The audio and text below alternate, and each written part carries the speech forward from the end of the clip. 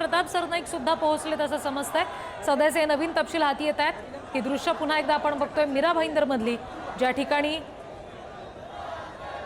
आता सगळे मोर्चेकरी एकवटलेले आहेत। पोलिसांची दडपशाही झुगारून मोर्चा अडवायचा प्रयत्न पोलिसांनी करून सुद्धा आता मोर्चेकरी मात्र या ठिकाणी पोहोचले।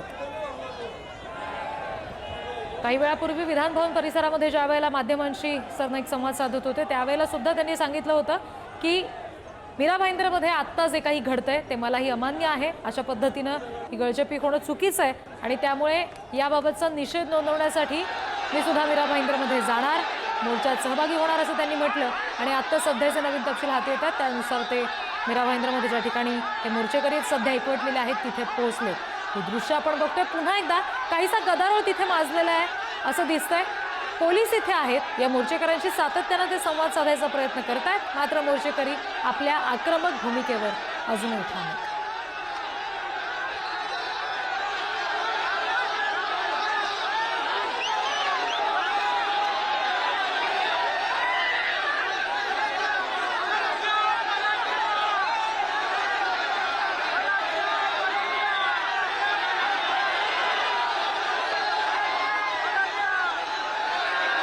आपण पुन्हा एकदा हे दृश्य बघूयात। मीरा भाईंदरमध्ये जे मोर्चेकरी सगळे एकवटलेले आहेत ते दृश्य आहेत। प्रताप सरनाईक या ठिकाणी पोहोचलेले आहेत। दृश्यांमध्ये आपण बघू शकतो पोलिसांशी आणि मोर्चेकऱ्यांशी सुद्धा ते संवाद साधतायत। मंत्री प्रताप सरनाईक हे मोर्चामध्ये पोहोचलेत। ही दृश्य आपण बघतोय, एक पांढऱ्या रंगाची टोपी या ठिकाणी त्यांनी घातलेली आहे।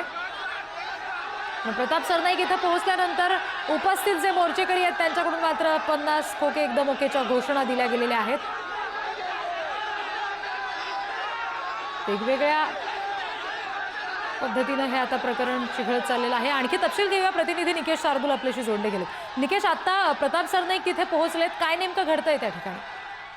नक्कीच मनसेचा मोर्चा जो आहे तो मीरा रोड रेल्वे स्थानक परिसरात पोहोचल्यानंतर मंत्री प्रताप सरनाईक हे मोर्चास्थळी पोहोचल्याच्या नंतर मोर्चेकरांनी आणि नागरिकांनी त्याचा विरोध जो आहे तो केलेला पाहायला मिळतोय। मनसे कार्यकर्त्यांकडनं जोरदार घोषणाबाजी जी आहे ती केलेली आपल्याला पाहायला मिळत आहे। जर पाहिलं तर प्रताप सरनाईक या मोर्चात सामील झाल्याच्या नंतर या मोर्चात येण्यासाठी विरोध जो आहे तो खरं तर दर्शवण्यात आलेला आहे। प्रताप सरनाईक यांच्या विरोधात 50 खोके एकदम ओके आणि गद्दार अशी घोषणाबाजी जी आहे ती मनसैनिकांकडनं करण्यात येते। कुठेतरी हा प्रकरणाला या मोर्चाला वेगळे वळण लागण्याची चिन्ह जी आहेत ती आता दिसू लागलेली आहेत। प्रताप सरनाईक यांना आता या मोर्चातनं बाहेर काढण्याचं काम जे आहे ते पोलीस बंदोबस्तात बाहेर काढण्याचं काम जे आहे ते पोलीस करताना आपल्याला पाहायला मिळतात। आणि शेवटी प्रताप सरनाईक यांना जे आहे ते बाहेर पडावं लागलेलं आहे। मोर्चेकरांनी त्यांच्यावरती पाण्याच्या बॉटल्स देखील फेकलेल्या आहेत। बॉटल फेकून आणि सरनाईक यांच्या विरोधात जोरदार घोषणाबाजी करून निषेध जो आहे तो करण्यात आलेला आपल्याला पाहायला मिळतोय। कार्यकर्ते जे आहेत ते आक्रमक झालेले आहेत। प्रताप सरनाईक यांना या मोर्चातनं निघून जाण्यासाठी जे ते बरोबर सांगतात, जोरदार घोषणाबाजी जी आहेत त्यासाठी पाहायला मिळते।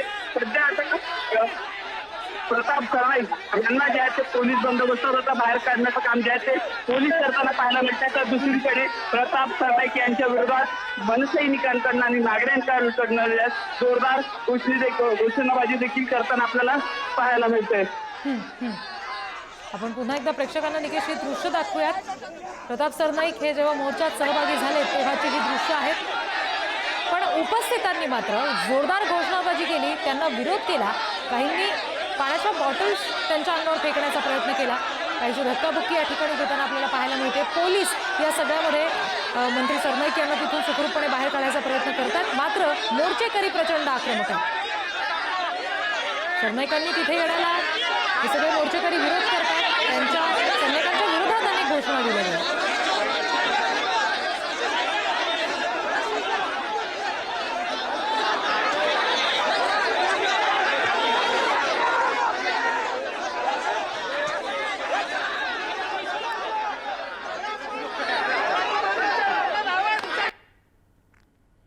मीरा भाईंदरमध्ये सध्या जो मोर्चा निघालेला होता आपण बघतोय, सातत्यानं या ठिकाणी जे जे काही घडतंय त्या सगळ्याचं तपशील आपण तुमच्यापर्यंत पोहोचवतो। आणि आत्ता जे नवीन तपशील जे आहेत त्यानुसार मंत्री प्रताप सरनाईक या मोर्चामध्ये सहभागी होण्यासाठी इथं पोहोचले, मात्र उपस्थितांनी 50 खोके एकदम ओकेच्या घोषणा दिल्या।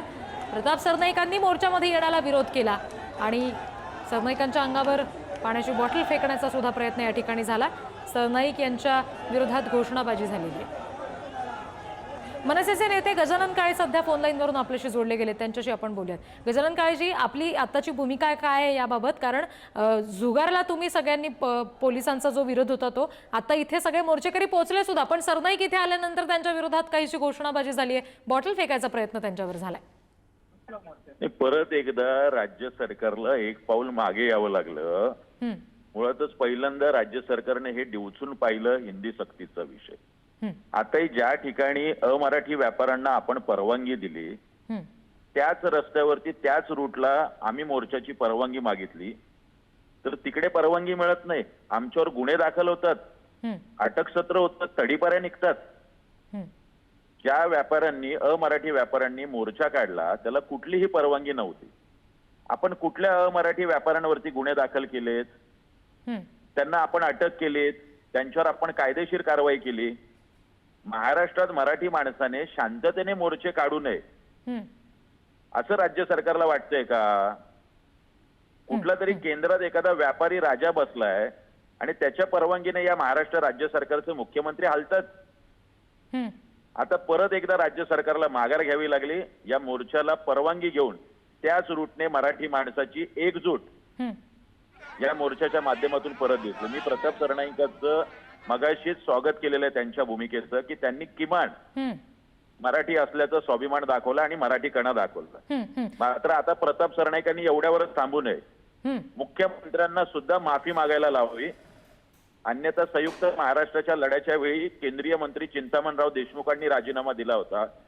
प्रताप सरनाईकांनी राजीनामा देऊन आपण मराठी असल्याचा कणा आणखी ठसठसीत करावा एवढं सुद्धा मी यावेळी सांगेन. बरं गजानन काळेजी, आता जसं तुम्ही म्हणालात की अविनाश जाधवांना तर पोलिसांनी मध्यरात्री ताब्यात घेतलं होतं, राजू पाटलांना किंवा संदीप देशपांडेंना थेट प्रवेशबंदी केली, आपल्याला सुद्धा अशी काही नोटीस आली का याबाबत? नाही, मला अद्याप नोटीस आली नाही. घरी पोलीस येऊन गेले एवढंच मला कळतंय. मी निघालोय मीरा भाईंदरसाठीच. पण हे सगळीकडे दडपशाहीचं सत्र महाराष्ट्र सैनिकांबद्दल चालू आहे. त्यांना वाटलं की फक्त अविनाश जाधव केली की हा मोर्चा बंद होईल, पण आज मराठी माणसाने दाखवून दिलेला आहे आणि महाराष्ट्रातून सर्व महाराष्ट्र सैनिक आज या मीरा भाईंदरमध्ये धडकलेले आहेत. हे फक्त कुठल्या पक्षाचं आंदोलन नव्हतं, मोर्चाचं नावच मराठी मोर्चा म्हणून होतं. जी. आणि आम्ही काही लुटारू आहोत का? मराठी माणूस लुटारू आहोत का? आपण त्या रूटवरती त्या मार्गावरती आम्हाला मोर्चाला परवानगी देत नाही आहात? आम्ही काही लाट्या घाट्या आणि तलवारी घेऊन येणार होतो का? ठीक ठीक. गजानन काळेजी, धन्यवाद या सगळ्या प्रतिक्रियेसाठी. मनसेचे नेते नितीन सरदेसाई आपल्याशी जोडले गेलेले आहेत, त्यांच्याशी आपण बोलणार आहोत. सरदेसाईजी, आता तुम्ही सुद्धा मीरा भाईंदरकडे जाताय का? आता तिथे प्रचंड कारण सगळं गदारोळचं वातावरण निर्माण झालेलं आहे. नाही, आम्ही तिकडे जातो आहोत. याचं कारण असं की ज्या पद्धतीने या मोर्चाला संपूर्ण मराठी माणसाचा प्रतिसाद मिळतोय, स्वयंस्फूर्तीने अनेक मराठी माणसं ती कुठल्याही पक्षाची नाही, ती केवळ मराठीला ज्या पद्धतीने लढवून जाते त्याच्यावर नाराजी व्यक्त करण्यासाठी ज्या पद्धतीने उतरलेली आहे त्यात आम्ही असणं सुद्धा स्वाभाविक आहे. आणि आमच्याच पक्षांनी तो मोर्चा जाहीर केलेला होता आणि त्याला ज्या पद्धतीने मराठी माणूस एकवटलेला त्यांचं नक्कीच अभिनंदन करण्यासाठी आम्ही तिकडे जातोय. पण अजूनही पोलीस मोर्चा अडवायचा प्रयत्न करत होते. अभिजित पानसेंनी तिथे असलेल्या मनसैनिकांना ज्यांना स्थानबद्ध केलेलं त्यांना सुद्धा तिथून सोडवलं, त्यांच्याशी सुद्धा आपण बोलणार का? त्याबाबत आपल्याला काय वाटतं? नाही, आता गेल्यानंतर तिथली परिस्थिती आम्ही पाहूच. पण मुळामध्ये विषय असा आहे की एका कुठल्या तरी लोकांना परवानगी मागितलेली नसताना ते मोर्चा काढू शकतात आणि दुसऱ्या बाजूला लोकशाही मार्गाने रितसर परवानगी मागत असताना त्यांना परवानगी नाकारली जाते. म्हणजे कुठेतरी एक मराठी माणसाची ही जी भावना आहे ती दडपण्याचा प्रयत्न केला जातोय, एवढंच मला सांगायचंय. पण तरी त्याची कुठलीही पर्वा न करता, पोलीस प्रशासनाची पर्वा न करता ज्या पद्धतीने सर्वसामान्य मराठी माणूस तिकडे राहणारा स्थानिक उतरलेला आहे त्याबद्दल नक्कीच त्यांचं अभिनंदन आणि आम्ही त्यांच्या बरोबर होतो, आहोत आणि यापुढेही राहू.